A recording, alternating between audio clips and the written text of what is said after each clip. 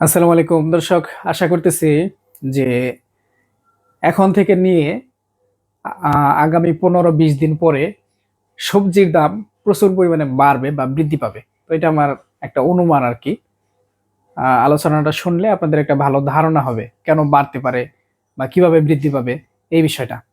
দেখেন, সম্প্রতি বাংলাদেশে আপনার হচ্ছে একটা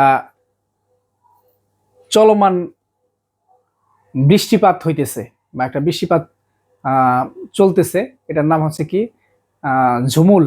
হ্যাঁ, ঝুমুল নামে। তো এই ঝুমুল বৃষ্টিপাত বা বৃষ্টি প্রবাহ এটা হচ্ছে 26 এপ্রিল থেকে 7 মে পর্যন্ত চলবে। আজকে হচ্ছে 28 তারিখ, মানে গত 2 দিন আগে থেকে শুরু হয়েছে। এবং তাহলে এটার ব্যাপ্তি মোটামুটি 12 দিন 14 দিন এরকম থাকবে আর কি। তো দেখেন, সবজি যেগুলো আছে আমাদের দেশে, এগুলা যদি একটু বেশি বৃষ্টি পায় বা বেশি পানি পায় এগুলার গোড়ায়, তাহলে হচ্ছে গোড়া পচা গাছ নষ্ট হয়ে যায়, হলুদ হয়ে যায়। আবার নানান রকম রোগ লাগে, গোড়া পচা রোগ লাগে। অনেক এলাকা আছে যেগুলো নিচু, যেগুলাতে পানি আসে সাধারণত আপনার হচ্ছে সেই জুন মাসের দিকে, মে মাসের শেষে, জুন মাসে, জুলাই মাসে এই সময় পানি আসে। কিন্তু এত আগেই যদি আপনার এই 12-14 দিন ব্যাপী বৃষ্টি হয়, এটা যদি মাঝে মাঝেও হয় এবং নিয়মিত নিয়মিত মাঝে মাঝে যদি হয়, তারপরেও কোনো কোনো এলাকার জমি ডুবে যাবে, মানে পানির নিচে চলে যাবে, অথবা জমিতে নালার মধ্যে পানি এসে যাবে, তারা গাছ ভালো রাখতে পারবে না। এবং এই টানা বৃষ্টির ফলে নতুন করে যে সমস্ত ফুল আসবে এগুলোতে ফল সেট হবে না, পরাগায়ন হবে না, ফল সেট হবে না, নষ্ট হয়ে যাবে। আপনারা দেখেন যে যখন টানা বৃষ্টি হয়, বর্ষা চলে, তখন গাছে ফল কম সেট হয়।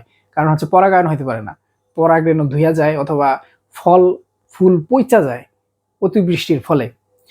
তারপরে হচ্ছে নতুন করে ফসল লাগানোটাও সম্ভব হবে না এই 15 দিন। মানে 15-12 দিন যদি বৃষ্টি হয়, 20 দিন ফসল লাগানো যাবে না, সোজা কথা। লাগানো যাবে না কিভাবে? জমিতে আর্দ্রতা বেশি থাকবে, কেউ লাগাইতে পারবে না। এবং এই বৃষ্টিটা মোটামুটি দেশের আপনার 70 থেকে 90% এলাকায় হবে। বেশি হবে, সবচেয়ে বেশি হবে আপনার হচ্ছে সিলেট অঞ্চলে। তো এই সব কারণে এখন যাদের জমিতে ফসল আছে, এদের অনেক মানুষের ফসল নষ্ট হয়ে যাবে। যেগুলা লাগাইছে এগুলাও ভালো হইতে পারবে না। অনেক জায়গায় শিলাবৃষ্টিতে অলরেডি ফসলের ক্ষয়ক্ষতি হয়েছে, এখন আবার হইতেছে। তো নতুন করে যারা লাগানোর পরিকল্পনায় ছিল তারাও লাগাইতে পারবে না। সুতরাং দেখা যাবে যে সামনে, এখন থেকে 15-20 দিন পরে বাজারে সবজির একটা ভালো রকমের সংকট তৈরি হইতে পারে এবং সবজির দাম বাইরে যেতে পারে।